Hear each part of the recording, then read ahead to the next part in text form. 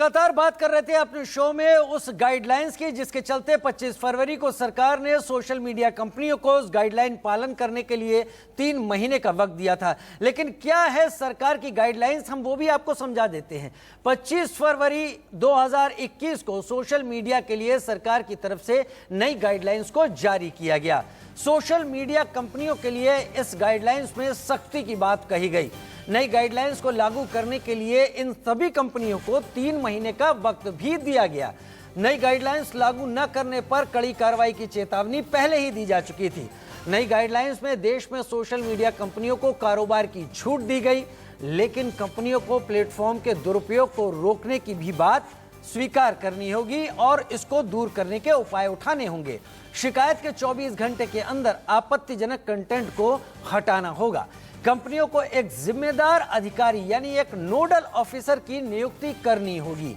Social media platform को हर महीने report भी जारी करनी होगी कि किस कंटेंट को हटाया गया और क्यों हटाया गया, ये पूरी जानकारी उन्हें देनी होगी। लिहाजा इन सभी तमाम सोशल मीडिया कंपनियों को नियमों के तहत बांधा गया। जिस तरीके से सोशल मीडिया का गाहे बगाहे दुरुपयोग हो रहा था, उसके चलते वही कैसे बचने की कोशिश कर रहे तमाम सोशल मीडिया प्लेटफॉर्म्स, ये भी आप जान लीजिए।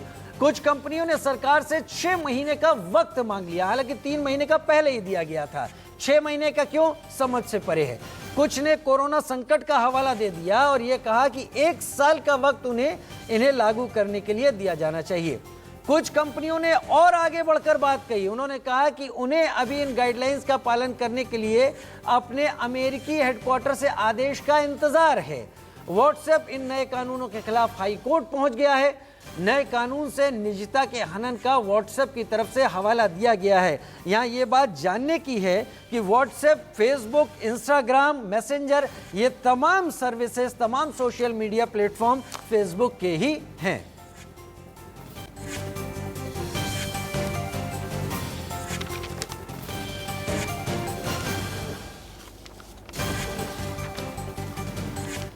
4 मेहमान इस वक्त हमारे साथ खास तौर पर जुड़ रहे हैं और 4 मेहमानों में से केसी शर्मा साहब हमारे साथ जुड़ रहे हैं, जो प्रवक्ता बीजेपी हैं और बीजेपी के नेशनल जो आईटी टीम है उसके भी सदस्य हैं। सुरेंद्र सिंह राजपूत साहब हमारे साथ जुड़ रहे हैं, कद्दावर शख्स, जोरदार तरीके से अपनी आवाज रखते हैं, कांग्रेस के प्रवक्ता के तौर पर हमारे साथ जुड़ रहे हैं। हमारे साथ आशीष सिन्हा हमारे संवाददाता जुड़ रहे हैं, जो हाईकोर्ट में क्या कुछ हुआ जानकारी देंगे, और तरुण नागिया हमारे साथ स्पेशल प्रोजेक्ट एडिटर हमारे साथ जुड़ रहे हैं आईटीवी ग्रुप के, वो भी तमाम जानकारियां यहां पर रखेंगे हमारे साथ इस पूरे मामले को लेकर। सबसे पहले मैं आशीष का रुख कर लेता हूं, अपने तमाम मेहमानों के पास बाद में आना चाहूंगा। आशीष, व्हाट्सएप सोशल मीडिया के इन तमाम गाइडलाइंस को लेकर हाईकोर्ट पहुंच गया है। सवाल आपसे यह है कि हाईकोर्ट में व्हाट्सएप ने कहा क्या है, क्या बात रखी है, प्रेयर क्या है, मांगा क्या है? हमारे पास व्हाट्सएप की एक्सक्लूसिव कॉपी है जो व्हाट्सएप की तरफ से दिल्ली हाई कोर्ट में पिटीशन फाइल की गई है। अगर आप प्रेयर पर जाएं तो 3 इंपॉर्टेंट प्रेयर है, जिसको उन्होंने पहला कहा है कि जो केंद्र सरकार का नया कानून है वो आर्टिकल 14, 19 और 19(1)(g यानी जो हमारे मौलिक अधिकार हैं उनका उल्लंघन करता है। ऐसे में जो आईटी एक्ट है उसे असंवैधानिक घोषित करते हुए रद्द किया जाए। तो दूसरी उनकी मांग है, क्रिमिनल लिबर्टी इसमें may not be impose for the non compliance of rule. कोई भी क्रिमिनल जो लिबर्टी है वो तय ना की जाए अगर कोई रूल को कंप्लायंस ना करता है। और तीसरी अहम बात ये की गई है कि क्रिमिनल लिबर्टी वाली जो बात आईटी एक्ट में कही गई है उसे असंवैधानिक घोषित करते हुए रद्द किया जाए। ये 3 अहम बातें व्हाट्सएप की तरफ से अपनी पिटीशन में दिल्ली हाईकोर्ट में की गई है। लेकिन ये पूरा मसला शुरू कहाँ से हुआ? दरअसल सुप्रीम कई सारी पिटीशन फाइल हुई थी राजीव, सोशल मीडिया को कंट्रोल करने को लेकर। तब केंद्र सरकार एक नई एक्ट लेकर आया था, हालांकि उस समय एक्ट बना नहीं था, केवल ड्राफ्ट था। वो ड्राफ्ट सुप्रीम कोर्ट में सबमिट किया गया था। तब सुप्रीम कोर्ट ने केंद्र सरकार को फटकार लगाई थी और कहा था कि ये जो आप ड्राफ्ट लाए हो ये केवल दिखाने के लिए है, इसमें कोई भी कड़े प्रावधान नहीं है। जिसके बाद केंद्र सरकार नया एक्ट लेकर आती है, आईटी एक्ट, जिसमें कड़े प्रावधान कर दिए जाते हैं। 3 महीने का टाइम दिया जाता है कंपनियों को कि आपको कंप्लायंस करना पड़ेगा। इसी बीच जो व्हाट्सएप है यानी कल दिल्ली हाई कोर्ट में पिटीशन फाइल करती है और सरकार के नए कानून को चुनौती देती है। व्हाट्सएप यहाँ पर दो बातें, दो व्हाट्सएप की जो पिटीशन है, एक तरफ तो ये निजता के अधिकार की बातें करती है, लेकिन जो व्हाट्सएप अपनी नई पॉलिसी लेकर आया है जो 3 महीने पहले तकरीबन इंट्रोड्यूस हुई है, अगर आप व्हाट्सएप का यूज करते हैं तो आपको अगर अपडेट करते हैं तो उसमें आएगा कि क्या आप नए पॉलिसी के साथ एग्री करते हैं। नया पॉलिसी क्या है व्हाट्सएप का, कि अगर आप किसी से मैसेज पे बात भी करते हैं कि मुझे नया टीवी चाहिए, तो फेसबुक पर वो ऐड आपको आने लगेंगे अलग अलग टीवी के। तो ये नया व्हाट्सएप अपना खुद लेकर आई थी। तो एक तरफ व्हाट्सएप जहां निजता की बात करती है, वहीं दूसरी तरफ अपने मामले में वो निजता का हनन करती है। तो लिहाजा यहाँ पर एक दोहरा रवैया व्हाट्सएप का है। एक और अहम बात है कि दिल्ली हाई कोर्ट में व्हाट्सएप की नई पॉलिसी को तकरीबन 3 महीने पहले चुनौती दी जा चुकी है, जिसमें केंद्र सरकार और दूसरे संबंधित पक्ष को नोटिस जारी किया जा चुका है। 6 जून को दिल्ली हाई कोर्ट जो व्हाट्सएप की पॉलिसी है जिसको चैलेंज किया गया है, उस पर सुनवाई करेगा। तो अमूमन कयास यही लगाए जा रहे हैं राजू कि कल व्हाट्सएप के वकीलों की तरफ से दिल्ली हाई कोर्ट में जल्द सुनवाई की मांग की जाएगी। कोशिश यही होगी कि जल्द से जल्द उन्हें थोड़ी सी राहत मिल जाए। और मुझे लगता है कि ये पूरा मामला, यानी जो व्हाट्सएप की जो मेन पॉलिसी है वो और ये केंद्र सरकार का 18 जून, दोनों ही क्लब होंगे और क्लब करके दिल्ली हाई कोर्ट आगे सुनवाई करेगा। लेकिन आशीष क्या व्हाट्सएप ने इस बात का अभी कोई स्पष्टीकरण दिया है कि जब 3 महीने का वक्त नई गाइडलाइंस को लेकर 25 फरवरी को सरकार ने पहले ही दिया था, तो उसे आखिरी दिन समाप्त हो जाने के बाद ही आखिर कोर्ट की दहलीज क्यों दिखी है? देखिए, व्हाट्सएप का कहना है कि सरकार की तरफ से जो गाइडलाइंस दी गई थी, जो नियम बनाए गए हैं, वो उन पर काम कर रहे थे। अगर हम फेसबुक का स्टेटमेंट ले या गूगल का स्टेटमेंट ले, तो उन्होंने अभी 2 दिन पहले ही स्टेटमेंट जारी किया है जिसमें उन्होंने कहा है कि हम इस पर काम कर रहे हैं, समय की मांग की है। व्हाट्सएप ये कह रहा है कि सुप्रीम कोर्ट का ही जजमेंट है राइट टू प्राइवेसी। ध्यान में होगा राजीव, आधार वाले मामले में राइट टू प्राइवेसी को लेकर सुप्रीम कोर्ट की 9 जजेस बेंच का फैसला था, और उसी का हवाला यहाँ पर दिया गया है कि ये राइट टू प्राइवेसी का सरकार उल्लंघन कर रही है। क्योंकि जो सरकार चाहती है, दरअसल आप इसको आम भाषा में समझिए कि अगर आपने एक मैसेज जनरेट किया, यानी ए आदमी ने एक मैसेज जनरेट किया और उसे कई लोगों तक भेजा गया, फिर वो ए से बी, बी से सी, सी से डी, डी से जेड तक अगर ये चला जाता है, तो सरकार अगर चाहे तो ये पता लगा सकती है व्हाट्सएप के जरिए कि आखिर जेड को ये मैसेज कहां से मिला, यानी बी से, सी से, ए से, यानी ए तक तो पहुंच जाएगी। व्हाट्सएप यही नहीं चाहता, वो इसी बात के लिए कह रहा है कि ये प्राइवेसी का उल्लंघन है। सरकार कह रही है कि हम हर केस पे नहीं मांग रहे हैं, लेकिन कुछ ऐसे इंपॉर्टेंट केसेस हैं जिसमें हमें जरूरत है इन्वेस्टिगेशन के दौरान, जस्ट एग्जांपल ले लीजिए टूल किट जैसे मामले में, तो हमें जानने की जरूरत है। तो कुल मिलाकर जो ये पूरा मामला है, बेसिकली ये डेटा का है कि क्या व्हाट्सएप अपना डेटा सरकार के साथ शेयर करना चाहती है या नहीं। ये वही व्हाट्सएप कंपनी है जो अपना डेटा फेसबुक के साथ तो शेयर करना चाहती है, लेकिन सरकार के साथ नहीं। सरकार के साथ नहीं, यानी तेरी निजता मेरी निजता से अच्छी है, तेरी निजता मेरी निजता से खराब कैसे।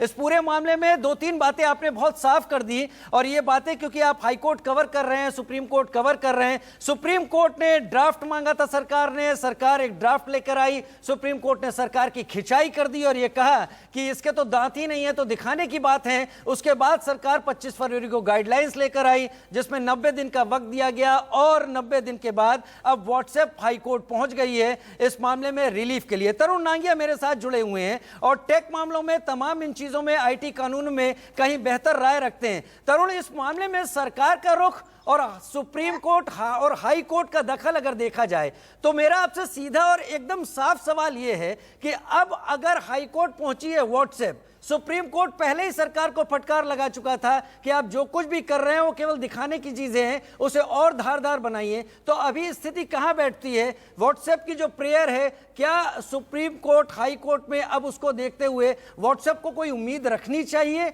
या फिर इसके बाद अभी हमें इंतजार करना होगा? तरुण, देखिए, गवर्नमेंट्स को सोशल मीडिया का एक्सेस चाहिए, ये मुद्दा पूरे दुनिया में एक तरीके से चर्चे में रहा है। गवर्नमेंट्स को ये पता करना होता है बहुत बार कि सोशल मीडिया पे क्या चर्चा कर रही है, कौन लिख रहा है, प्राइवेट कॉन्वर्सेशंस व्हाट्सएप के थ्रू होते हैं, कौन करता है। कभी इसमें एक बार ये भी एंगल दे दिया जाता है कि अफवाह फैला जा, राइटिंग हो जाती है कोई गलत खबर फैलने से, ऐसी सारी चीजें हैं। बट राइट टू प्राइवेसी का जो जजमेंट है 9 बेंच का सुप्रीम कोर्ट का, उसकी तर्ज पर रखकर ही हाई कोर्ट इसका निर्णय देगा। और ये निर्णय बहुत फार रीचिंग इम्पैक्ट रखेगा, बिकॉज इसके बाद जो भी सोशल मीडिया प्लेटफॉर्म्स इस देश में कार्यरत है उसके ऊपर वो लागू हो जाएगा। इसीलिए अब ये देखने वाली बात बनती है कि हाईकोर्ट राइट टू प्राइवेसी का जो जजमेंट है उसके मद्देनजर रखते हुए क्या जजमेंट देती है इसमें, और यही एक तरीके से पूरी इंडस्ट्री को, जो सोशल मीडिया इंडस्ट्री इस देश की, उसको दिशा देने वाला जजमेंट होने वाला है। सोशल मीडिया इंडस्ट्री को दिशा देने वाला जजमेंट होने वाला है। और अब मैं अपने राजनीतिक मेहमानों के पास भी आ जाता हूं, तमाम चीज़ें, क्योंकि हमारे साथ जो सोशल मीडिया एक्सपर्ट के तौर पर हमारे एसोसिएट एडिटर तरुण नांगिया ने बोला, उन्होंने सीधे सीधे बात उठाई कि राइट टू प्राइवेसी की बात भी उन्होंने की, और उन्होंने ये कहा कि पूरे विश्व में हर कहीं गवर्नमेंट एक्सेस करने की एक कोशिश ज़रूर कर रही है सोशल मीडिया पर, कौन क्या लिख रहा है, कहाँ लिख रहा है, और शायद इसी के चलते तमाम विरोध जो विपक्ष की तरफ से होता है वो भी इसी पॉइंट पर मुखर होकर सामने आता है। केसी शर्मा साहब, आप अपनी बात रख दें, उसके बाद सुरेंद्र सिंह राजपूत के पास जाऊंगा। ये जो कुछ भी अभी हो रहा है, क्या ये माना जाए कि ये देश के सोशल मीडिया को एक राह दिखाने की कोशिश है, एक सही राह नियमों में बंध के चलने की एक कोशिश का हिस्सा है, या फिर ये माना जाए कि जैसा तरुण नांगिया कह रहे थे कि पूरे विश्व की जो सरकारें हैं वो कहीं ना कहीं विचारों को, विचारधाराओं को, इनको जानने और इन तक एक्सेस करने की कोशिश करती रही हैं, उसका एक कोशिश कहें इसको? देखिए, हम सभी जानते हैं कि भारत में स्ट्रॉन्ग आईटी गाइडलाइंस नहीं, कोर्ट ने भी बोला और सरकार एक स्ट्रॉन्ग गाइडलाइंस के साथ सामने आई, और ये बहुत जरूरी है। और गाइडलाइंस में बहुत सारी चीजें, एक कि सोशल मीडिया कंपनीज को अपने लोकल रिप्रेजेंटेटिव अपॉइंट करने पड़ेंगे, जो ग्रीवियंस है उनको एड्रेस करने के लिए लोकल ऑफिसर अपॉइंट करने पड़ेंगे, आपका फिजिकल ऑफिस होना चाहिए, आपको फोन नंबर देना पड़ेगा, आपको ईमेल एड्रेस देना पड़ेगा, आपको डिजिटली भी देना पड़ेगा। अगर कोई व्यक्ति पर्सनली आपसे रिक्वेस्ट करता है कि उसके अकाउंट को वेरीफाई करो, तो उसके लिए एक मैकेनिज्म बनाना पड़ेगा। अभी तो उन्होंने एक्सक्लूसिव बनाया हुआ है, उसका कोई तरीका नहीं पता, आम आदमी अपने अकाउंट को वेरीफाई नहीं करवा सकता। वैसे ही ऐसी सोशल मीडिया कंपनी को बोला, अगर कुछ ऐसी इंफॉर्मेशन है जो देश की जो अस्मिता है, देश की जो सिक्योरिटी है, उसके खिलाफ हो सकती है, टेररिज्म से रिलेटेड हो सकती है, या मिस इन्फॉर्मेशन फैल रही है जिसकी वजह से दंगे हो सकते हैं, तो उस इंफॉर्मेशन के ओरिजिन को आपको ट्रेस करके हमें बताना है। यहाँ पे दो चीजें, एक data and second is origin, means the meta data. Meta data means the high level information about the person, means आदमी का फोन नंबर हो सकता है, उसका लोकेशन हो सकता है, उसकी आईपी हो सकती है, और उसका ये डिटेल हो सकती है कि किस लोकेशन से उसने इन चीजों को फैलाया। और आज भी आपने देखा व्हाट्सएप, अगर आप फॉरवर्ड करते हो मैसेज, उस पर फॉरवर्डेड लिखा आता है, इसका मतलब मेटा डेटा मेंटेन कर रहे हैं कि जो ओरिजिन वाला है, ओरिजिनल वाला जो व्यक्ति है, उसने जो इंफॉर्मेशन भेजी उसके सामने फॉरवर्डेड नहीं लिखता, लेकिन उसके बाद जितने टाइम आप उसको आगे भेजोगे उसका फॉरवर्डेड लिखा आता है। इसका मतलब they are maintaining the meta data. और मेटा डेटा इंक्रिप्टेड नहीं होता, ये बहानेबाजी कर रहे हैं। बल्कि मैं तो ये कहता हूं कि व्हाट्सएप और सोशल मीडिया ऑर्गेनाइजेशन जो सो कॉल कहते हैं कि हमारा डेटा इंक्रिप्टेड है, उनको एल्गोरिथम डेवलप करनी चाहिए। उस एल्गोरिथम के जो मेटा डेटा है या क्राइटेरिया है वो गवर्नमेंट से आप ले लो कि इस तरीके के कंटेंट यदि डिस्कशन में हो रहे हैं, इस तरीके का कंटेंट यदि चैट में है, अगर ट्रांजिशन में है, तो उसकी इंफॉर्मेशन आपको गवर्नमेंट के साथ शेयर करनी चाहिए। वो नेक्स्ट स्टेप है। यही ऑर्गेनाइजेशन यूएस में, मैं आपको बताऊं, इनका जो पेरेंट ऑर्गेनाइजेशन है उसके पास लगभग 24,000 रिक्वेस्ट 2016 के बाद इन्होंने अपनी जो इनकी एक रिपोर्ट जनरेट करते हैं, रिपोर्ट शेयर करते हैं, वो नहीं करी। जो 2016 की रिपोर्ट बता रहा हूँ, 24,000 रिक्वेस्ट इनके पास यूएस गवर्नमेंट की या अथॉरिटीज की आई, और उसमें से 80% रिक्वेस्ट को इन्होंने सर्व किया। व्हाट्सएप ने भी एफबीआई के साथ और यूएस की जो एजेंसी है उनके साथ डेटा शेयर किया। मैं आपको नाम बताता हूँ, मुफीद जो आईएसआई का एजेंट था या आईएसआई का टेररिस्ट था, उसकी इंफॉर्मेशन यूएस के साथ शेयर करी और उसी की वजह से वो पकड़ा गया। उसी की वजह से जो टेररिज्म का एक बहुत बड़ा कांड हो सकता था उससे बचा गया। मल्टीपल इंस्टेंसेज हैं। देखिए, मेटा डेटा दो,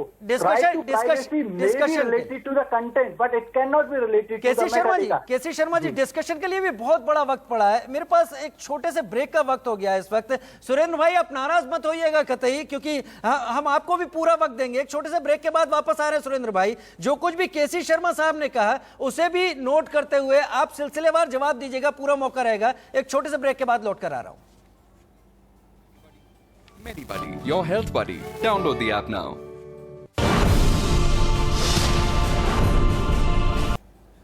और लगातार हम सोशल मीडिया की नई गाइडलाइंस की बात कर रहे हैं। हमारे साथ खास मेहमान जुड़े हुए हैं और इससे पहले कि हम अपनी चर्चा को आगे बढ़ाएं, हम आपको यहां बता दें कि अब से कुछ देर पहले सोशल मीडिया प्लेटफॉर्म्स पर पाबंदी को लेकर यूथ कांग्रेस अध्यक्ष श्रीनिवास बीवी से बात की। उनका क्या कहना है ये आपको सुनवाते हैं। वो ट्विटर को हटाना चाह रहे हैं, फिर क्या क्या हटाएगा ये लोग।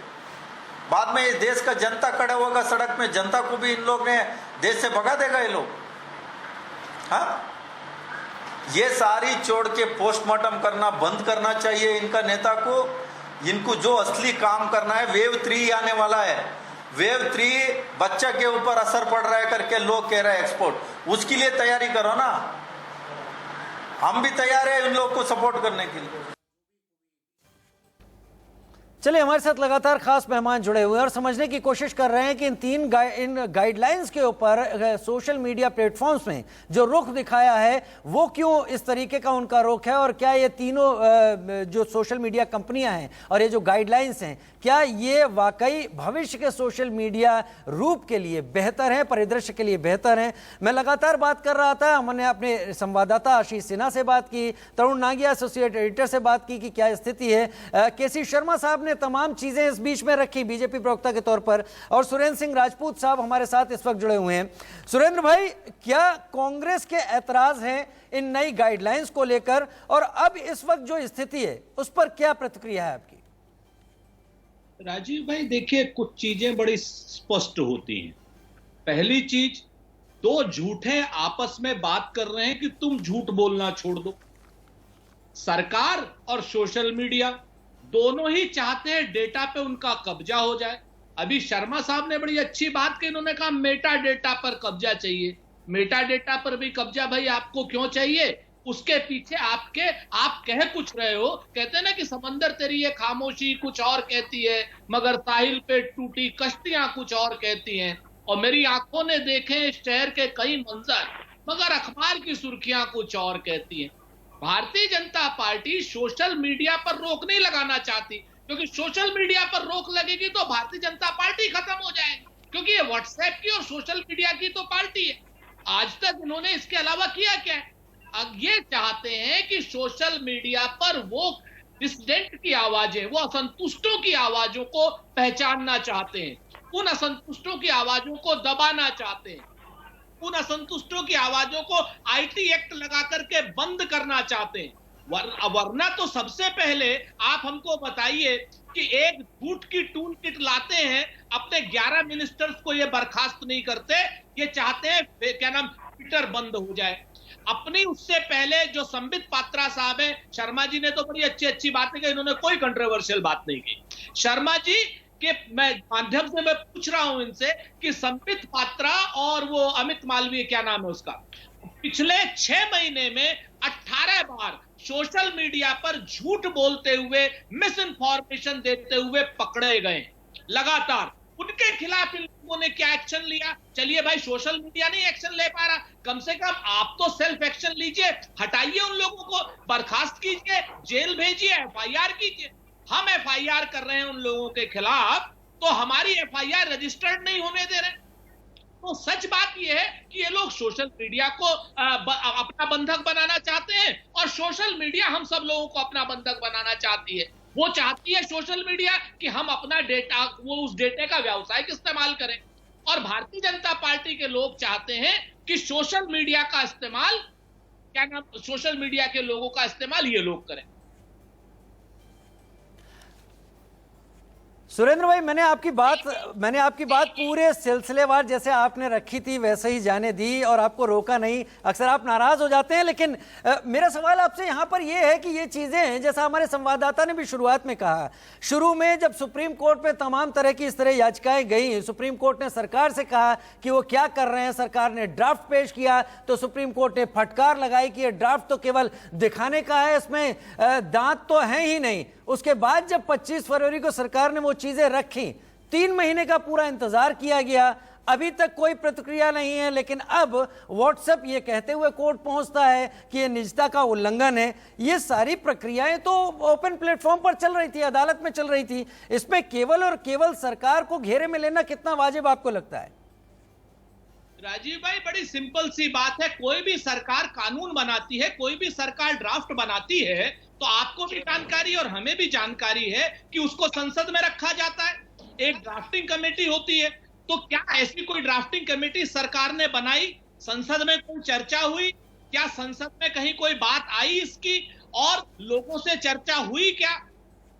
ये है कि ये भारतीय जनता पार्टी की सरकार को जो अपने लिए उचित लगता है वो करना चाहती है, और ये बहुमत का बेजा इस्तेमाल करती है, बहुमत का बेजा लाभ उठाती है। जब आप इनसे कहिए कि साहब किसानों के कानूनों पर आपने संसद में चर्चा नहीं की, मैं आऊंगा, केसी शर्मा साहब आऊंगा, सुन लीजिए, आऊंगा, उनको सुनिए। ठीक है ना, आपने कहा कि भाई हमने थेकरई से पास करा दिए, और आपने देखा राज्यसभा में किस तरीके से हरिवंश प्रसाद ने पूरे संसदीय लोकतंत्र का काला कानून किया। आपको काम, आप इस चीज को आप संवाद में भरोसा क्यों नहीं रखते? आप क्यों नहीं चाहते कि आपके 303 सांसद हैं और आपके सहयोगियों के और 20-30 सांसद हैं, 350 आपके और 150 विपक्ष के, आप ओपन प्लेटफॉर्म पे नहीं, संसद में एक बार बहस तो कराइए, ओपन प्लेटफॉर्म पे उसको बहस को रखिए, तो ताकि कानून जो बने वो सबके हितों के लिए बने। कौन नहीं चाहता कि आतंकवादी पकड़ा जाए? हम भी चाहते हैं आतंकवादी पकड़ा जाए, और भाजपा भी चाहती है। ना भाजपा देशद्रोही, ना कांग्रेस देशद्रोही, लेकिन आप उस आतंकवादी के नाम पर अगर असंतुष्टों की आवाज को दबाने का प्रयास करेंगे, विपक्ष की आवाजों को दबाने का प्रयास करेंगे, तो विरोध होगा। सुरेंद्र भाई संक्षेप में बताइए, क्या सोशल मीडिया पर अगर आपत्तिजनक कंटेंट हटाने की समय सीमा सरकार तय करती है, क्या सोशल मीडिया प्लेटफॉर्म्स को एक नोडल अधिकारी नियुक्त करने के लिए सरकार कहती है, तो क्या यह गलत है? क्या प्रिंसिपली आप इसको गलत मानते हैं? बिल्कुल, देखिए मैं फिर से कहता हूं, कोई भी कानून आप बनाइए, आप संसद में चर्चा करके सब लोगों को विश्वास में लेके बनाइए। जब आप कानून बनाएंगे संसद में, तब कोई विरोध नहीं करेगा।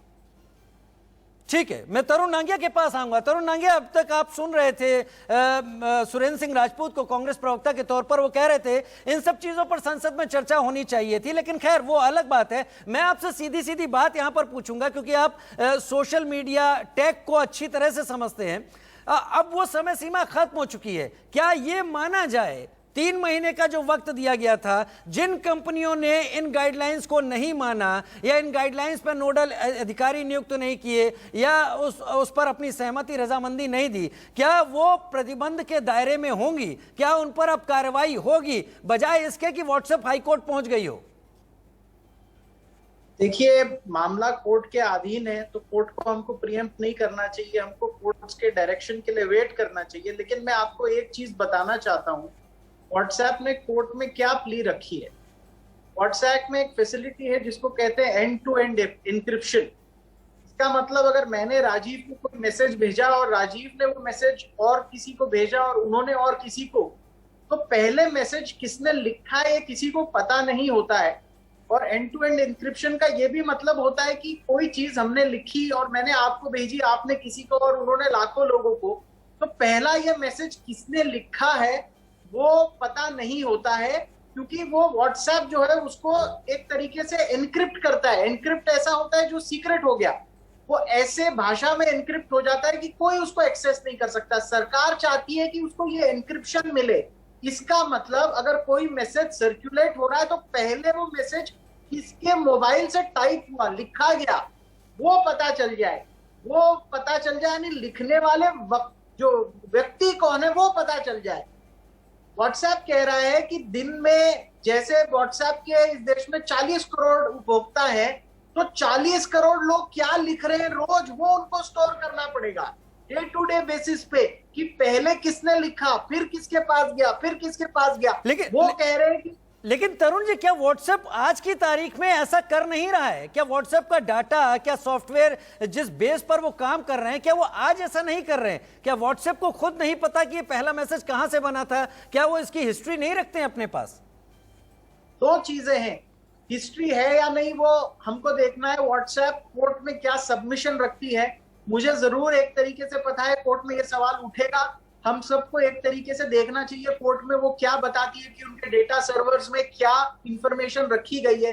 दूसरी बात, जो राइट टू प्राइवेसी का जजमेंट है, मैं आपको कोई चीज भेजूं क्या वो सरकार वाला आदमी पढ़ सकता है या पढ़ना चाहिए, ये राइट टू प्राइवेसी के जजमेंट के मापदंडों पर रख के कोर्ट निर्णय लेगी। तो हमें कोर्ट के निर्णय का इसमें इंतजार करना चाहिए, क्योंकि देखिए हमें, आपको, मुझे, हम 2 या 3 चीजों का आकलन करेंगे। कोर्ट के सामने 5 या 6 एक्सपर्ट्स बैठ के कई सारे मुद्दे, इसमें जो कॉम्प्लिकेशंस है कि आपने कोई मैसेज किया, भले कोई, अगर सपोज आप कोई स्टेट गवर्नमेंट की सरकार है, आप कोई ऑपोजिशन के लीडर हो, आपने कुछ लिख दिया और वो फिर ट्रेस करके अगर आपके ऊपर कोई केस हो गया, कोई विंडिक्टिवनेस उसमें है क्या? क्योंकि आप देखो देश में 30 स्टेट गवर्नमेंट से 30 सरकारें हैं, हर सरकार मांगने लग जाएगी, आपको देख रहे फिर म्युनिसिपल कॉर्पोरेशंस मांगने लग जाएंगी, कोई पुलिस अफसर मांगने लग जाएंगे। इस देश में गवर्नेंस की कमी तो नहीं, और गवर्न कंट्री है, इतनी सारी सरकारें, हर आदमी जिसके पास चेयर आ जाती है वो सुपर पावरफुल हो जाता है। तो आप पंचायत से लेकर सेंट्रल गवर्नमेंट तक हर कोई मांगने लग जाएगा, इसने मेरे खिलाफ क्या लिखा, उसने मेरे खिलाफ क्या लिखा, पता करो। आप देख रहे हो ये कोई इतनी साधारण चीज नहीं है कि सेंट्रल गवर्नमेंट मांगेगी, कल स्टेट गवर्नमेंट मांगेगी, जिला परिषद मांगेगी, ग्राम पंचायत मांगेगी, कैंटोनमेंट बोर्ड मांगेगी, सब मांगने शुरू हो जाएंगे। ये सब भी कोर्ट देखेगी और उसके बाद कोर्ट निर्णय देगी, उसके बाद कोर्ट निर्णय करेगी। केसी शर्मा बीजेपी से मेरे साथ जुड़े हुए हैं, सुना आपने तरुण नांगिया को, सुना आपने उनकी गंभीरता को। कोर्ट इन चीजों पर नहीं जाएगी, हालांकि जहां पर बात देश के ऊपर किसी बड़े खतरे की है शायद उस जगह पर कोई एग्जेम्पशन हो, लेकिन अगर यही स्थिति देखी जाए और ये जो सुरेंद्र सिंह राजपूत अभी केसी शर्मा कह रहे थे और तरुण नांगिया जिस बात को कह रहे थे, विरोध और विचारों के लिए जगह रखनी होगी, न कि उनका एक्सेस कैसे हासिल किया जाए, वो तो कॉम्प्लिकेट करता जाएगा। केसी शर्मा राजू भाई थोड़ा समय देना, लास्ट टाइम भी क्या हुआ था, बीच में मेरी बात नहीं, आपको पूरा वक्त अब दे रहा हूं, क्योंकि दो विषय हैं, इसमें एक टेक्निकल है, एक है राजनीतिक। पहले मैं टेक्निकल रख देता हूं, राजनीतिक बाद में रखूंगा, क्योंकि हमारे कांग्रेस के प्रवक्ता उसमें बीच में शायद इंटरफेयर करने लग जाएंगे। टेक्निकल ये है, जब हम एंड टू एंड सिक्योरिटी की बात करते हैं, मैं भी सॉफ्टवेयर आर्किटेक्ट हूँ, IT में पिछले 16 साल से हूँ, तो वो कंटेंट से होती है। कंटेंट मतलब मैंने राजीव जी को लिखा, वो कंटेंट है, वो एंड टू एंड इनक्रिप्ट होता है ताकि कोई उसको इंटरसेप्ट करके उसका मिसयूज ना कर सके। आज भी सरकार उस कंटेंट के बारे में बात नहीं कर रही है। सरकार क्या कह रही है कि खेमचंद ने राजीव को लिखा और राजीव ने 1000 लोगों को और भेज दिया और वो मिस इन्फॉर्मेशन थी, उसकी वजह से दंगे हो रहे हैं या उसकी वजह से प्रॉब्लम क्रिएट हो रही है, उसकी वजह से, या खेमचंद टेररिस्ट है और राजीव जी को भेज रही है कोई इन्फॉर्मेशन कुछ एग्जीक्यूशन के लिए, और राजीव जी ने 10 और अपने स्लीपर सेल को भेज दी। सरकार क्या कह रही है कि भाई ऑरिजिनेटर मीन्स खेमचंद, उसकी डिटेल हमें टेक कंपनी प्रोवाइड कराए। आज भी टेक्निकल हमें पता है, अगर वो मैसेज मैंने नहीं लिखा है, कॉपी करके किसी को भेजा है तो फॉरवर्डेड लिखा आता है। मतलब इसका मतलब उसकी जो इंफॉर्मेशन, इसको मेटा डेटा बोलते हैं। मेटा डेटा का मतलब कंटेंट अलग, मेटा डेटा एक होता है हाई लेवल इंफॉर्मेशन, इसमें कंटेंट नहीं होती, हाई लेवल इंफॉर्मेशन होती है। IP कौन सा है, कौन सा नंबर है, किस लोकेशन से वो एड्रेस आया या किस लोकेशन से वो डेटा आया, वो आज भी उनके पास है। सरकार करिए वो शेयर करो, वो तो शेयर कर रहे हैं। मैं आपको ऑथेंटिक बता देता हूँ, यूएस की जो टॉप एजेंसी हैं, they scan each and every byte of the data, they have their algorithm and they means these social media platform also share the encryption key with them. That's a very high level. But to lower states and the courts also, they can request. मैंने आपको बताया था, Facebook के पास 24,000 request आई, 80% request को उन्होंने added किया, उस पर इंफॉर्मेशन शेयर करी। यही व्हाट्सएप मेटा डेटा को फेसबुक के साथ शेयर कर रहा है, उसको कमर्शियल कंपनी यूज करेंगे। क्या हम इन कंपनीज को ईस्ट इंडिया कंपनी बनने दें? क्या हम इन कंपनियों को एक तरीके से कोई भी लगाम ना लगाएं? कितना बड़ा डेटाबेस बैंक है, मैं आपको बताता हूं, 53 करोड़ से ज्यादा लोग व्हाट्सएप पे हैं। मतलब हमारे देश की लगभग 35 to 40% पॉपुलेशन व्हाट्सएप पे है। क्या इनको हम कुछ भी करने दें? क्या इनको कुछ भी मैनिपुलेट करने दें? अब कांग्रेस की बात आती है, कांग्रेस कंफ्यूज है। मैं अपने मित्र की प्रॉब्लम समझ सकता हूं, वो शायद टेक्निकल नहीं होंगे तो टेक्निकल बात नहीं रख पाए, लेकिन भावनात्मक उनकी जो बात थी कंप्लीटली गलत है। अरे भैया, हमारे यहाँ पे कोर्ट है, सरकार ने तो गाइडलाइंस बनाई है, जजमेंट तो कोर्ट देगी। अगर उसके तहत कोई भी अथॉरिटी गलत तरीके से किसी को हरास करती है, केस दर्ज करती है, तो कोर्ट उस पर एक्शन लेगी। केसी शर्मा जी, ठीक है, केसी शर्मा जी, छोटा सा संक्षेप में मैं सुरेंद्र सिंह राजपूत के पास जाऊंगा। आखिर कितना डाटा कलेक्ट करेंगे? आपने कहा 53 करोड़ आपका आंकड़ा है जो कि यूजर है व्हाट्सएप के या फेसबुक के यूजर हैं। कितना डाटा डेली कलेक्ट करेगी फर्स्ट हैंड का इसमें से, और कितने लोग मांगेंगे जैसा तरुण नागिया कह रहे हैं? ये कॉम्प्लिकेशन बढ़ेंगे नहीं? Now it is the matter of the central government and central government will request the data. उन्होंने 2-3 कंडीशन बताया है। Will request the data and the originator of the data need to be shared. Number 1 जो on request होगा और on request limited रहेगा। दूसरा, अगर लगता है कि टेररिस्ट एक्टिविटी हो रही है, सिक्योरिटी की प्रॉब्लम हो सकती है, भारत की जो अस्मिता है, भारत की जो सुरक्षा है, उस पर खतरा हो सकता है, प्रोएक्टिवली, वो तो सेकेंडरी है, प्रोएक्टिवली उसके लिए एल्गोरिथम बनाए। क्या गारंटी है केसी शर्मा साहब कि केवल देश विरोधी गतिविधियों के अलावा और गतिविधियों में इन डाटा या इन एक्सेस का इस्तेमाल नहीं होगा? क्या कोई गारंटी दी जा सकती है? अभी राजीव जी अभी भी बताता हूं, जो भी रिक्वेस्ट होगी वो पब्लिक होगी, उसका डिटेल सबके पास होगा और केस कोर्ट में जाएगा। सरकार जजमेंट नहीं देती, सरकार पॉलिसी बनाती है और उस पॉलिसी के अनुसार जो कोर्ट है वो जजमेंट देती है। सुरेंद्र भाई, हम क्यों इन कंपनी को ईस्ट इंडिया कंपनी बनाना चाहते हैं? सुरेंद्र भाई, हम इन कंपनियों को ईस्ट इंडिया कंपनी बना देंगे अगला। कि ये कंपनियां हमारे देश में रिस्पॉन्सिबिलिटी से काम करें, अकाउंटेबल हो और अपनी अकाउंटेबिलिटी शो भी करें। आज उनकी कोई अकाउंटेबिलिटी नहीं है। कांग्रेस रूलिंग में सोशल मीडिया प्लेटफॉर्म को रेगुलराइज करने या कंट्रोल करने के बारे में सोचा ही नहीं गया।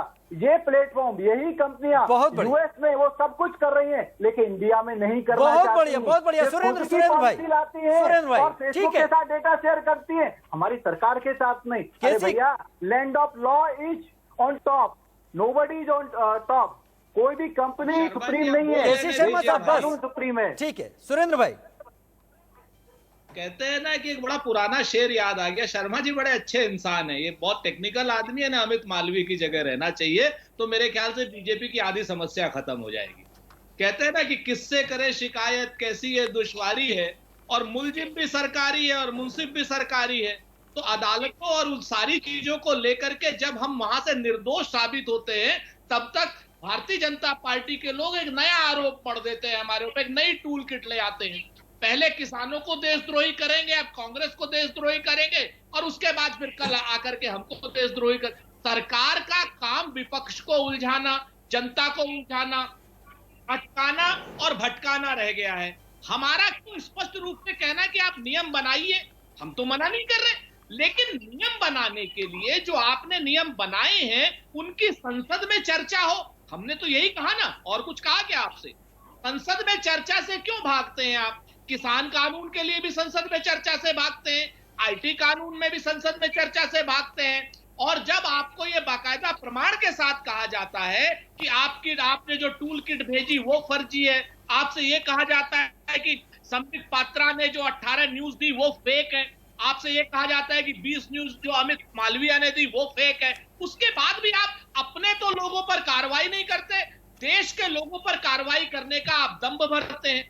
आप सोशल मीडिया को करें रेगुलराइज, लेकिन बात करके करें ना सब लोगों से। कौन रोक रहा है आपको? लेकिन आपको अभिमानी और अहंकारी शासक की तरीके से आपको यह लग गया है कि हिंदुस्तान आपकी जागीर है। तो मित्र, हिंदुस्तान आपकी जागीर नहीं है।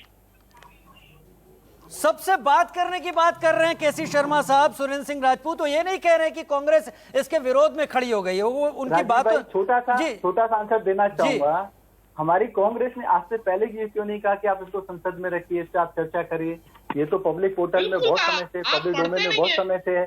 आज जब व्हाट्सएप फंसता हुआ दिख रहा है, फेसबुक फंसती दिख रही है, ट्विटर फंसता हुआ दिख रहा है, तो ये ऐसी बातें करते हैं क्योंकि इससे पता चलता है कि इनडायरेक्टली ये ईस्ट इंडिया कंपनी भारत में लाना चाहते हैं, भारत को फिर से गुलाम बनाना चाहते हैं। भारत का डेटा इनके पास ऑलरेडी रखा हुआ है, इनको ये कोई भी अंकुश लगाने नहीं देना चाहते क्योंकि उनके साथ इनकी सेटिंग है। पहले भी हमें पता चला है कि उसने कैसे अपना डेटा कांग्रेस के साथ शेयर किया और कांग्रेस ने उसको मिसयूज करने की कोशिश की।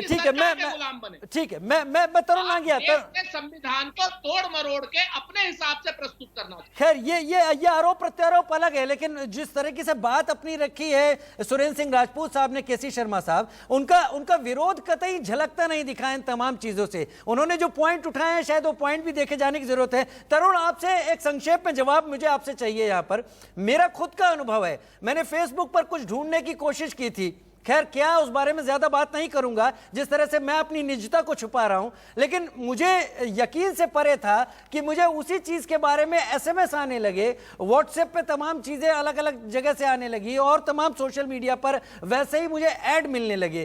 क्या यहां पर मेरी निजता का जो उल्लंघन हो रहा है, ये तमाम आईटी कानून जरूरी नहीं लगते आज की तारीख में? देखिए, मुझे इसमें एक बात आपसे कहनी है। आप कोई चीज सर्च करते हैं या किसी चीज के बारे में बात करते हैं, उसका विज्ञापन आपको दिख जाता है, ये एक बात है। आप किसी को कोई मैसेज भेजते हैं, सरकार में कोई उसको पढ़ लेता है, आपके ऊपर कार्रवाई हो जाती है, ये दूसरी बात है। क्या आप अपने आप को ऐसी पावर को सबमिट करना चाहेंगे? ये कोर्ट निर्णय लेगी, देश का कोर्ट, कॉन्स्टिट्यूशन और जो हमारे सुप्रीम कोर्ट ने जजमेंट्स लिखे हैं उसके तहत ये निर्णय लेगी। क्योंकि देखिए, ये बात इतनी सिंपल नहीं है कि सेंट्रल गवर्नमेंट ने किसी एक टेररिस्ट का डेटा निकाला, नहीं। कानून जब बन जाता है ना, तो सबसे दिल्ली में जो शीर्ष नेतृत्व है और ग्राम पंचायत में जो सबसे छोटा अधिकारी है, सब उसका उपयोग करते हैं। छोटे छोटे तहसील में पत्रकार हैं, एक पत्रकार दूसरे पत्रकार को क्या लिख रहा है मैं पता करता हूँ, अच्छा तू ये लिख रहा था। इस देश में कानून का किस तरह उपयोग होता है, क्या ये मैं आपको बताऊंगा या हम सबको पता है? मुझे पॉलिटिकल पार्टी से भी एक ही शिकायत है, हमारे देश में इंडिपेंडेंट थिंकिंग खत्म हो चुकी है। पॉलिटिकल पार्टीज जो लाइन देती हैं, सारे प्रवक्ता वो लाइन को लेकर चल पड़ते हैं, तो इंडिपेंडेंट वॉइस नहीं निकल पाती है। बहुत सारे, मैं जानता हूं, बहुत सारे जो एक तरीके से प्रवक्ता है, उनकी भी अपनी एक इंडिपेंडेंट थिंकिंग होती है, बट आपको एक लाइन मिलती है, आप उसको फॉलो करते हैं। तो इसलिए मीडिया का रोल इंपॉर्टेंट हो जाता है कि हम एक तरीके से कोर्ट के जो जजमेंट्स आए हैं, जो कॉन्स्टिट्यूशन के बेसिस पर आते हैं, और उसके ऊपर कोर्ट क्या निर्णय लेगी, कोर्ट को ये विवेक हमको देना चाहिए, कोर्ट निर्णय ले। पर हम आपको ये बता सकते हैं कि राजीव ने अगर किसी को कुछ लिखा है, क्या वो सरकार के अधीन होना चाहिए, ये राजीव डिसाइड करेगा। आप अपना विवेक यूज किए कि हम, क्योंकि देखिए, ये कोई सेंट्रल गवर्नमेंट कोई 10 अकाउंट्स का डेटा नहीं मांग रहा है। कानून बनने के बाद, ये मैं बार बार कहना चाहता हूं, central government, state government, municipal corporation, जिला परिषद, ग्राम पंचायत, कैंटोनमेंट बोर्ड, सब जगह शुरू हो जाएगा, सब जगह शुरू हो जाएगा। तरुण, आप बहुत बड़ी बात यहां पर उठा रहे हैं और केसी शर्मा शायद इन्हीं चीजों को देखे जाने की जरूरत है। सुरेंद्र सिंह राजपूत के तमाम बातों को उन्होंने शायरी के जरिए भी रखा, लेकिन उन्होंने हल्केपन में वो उस गंभीरता का एहसास कराने की भी जरूरत की, और शायद सरकार को समझना होगा मैं किसी से क्या बात कर रहा हूं, यह सरकार की निगाह में क्यों आना चाहिए। विरोध और विचारों के लिए जगह अगर नहीं बचेगी तो हर चीज इसी तरह से ढूंढी जाती रहेगी, खंगाली जाती रहेगी, और आगे चल के क्या पता पब्लिक डोमेन में भी आने लगे। तो कहीं तो हमें सीमा बनानी पड़ेगी। कुछ चीजों को जरूर आपसी बातचीत के जरिए पूरे देश के हक में देखे जाने की जरूरत जरूर लगती है। आईटी कानूनों को देखते हुए उम्मीद है सरकार ऐसा जरूर करेगी। सुरेंद्र भाई, बहुत शुक्रिया हमारे साथ जुड़ने के लिए। केसी शर्मा, आपका भी बहुत शुक्रिया हमारे साथ जुड़ने के लिए, और तरुण नांगिया, आपका भी बहुत शुक्रिया हमारे साथ जुड़ने के लिए। तो हम लगातार चर्चा कर रहे थे नए आईटी कानूनों पर, जिन पर जवाब देना था सोशल मीडिया प्लेटफॉर्म्स को, लेकिन अभी मामला कोर्ट में जा चुका है। फिलहाल इतना, बढ़ेंगे आगे।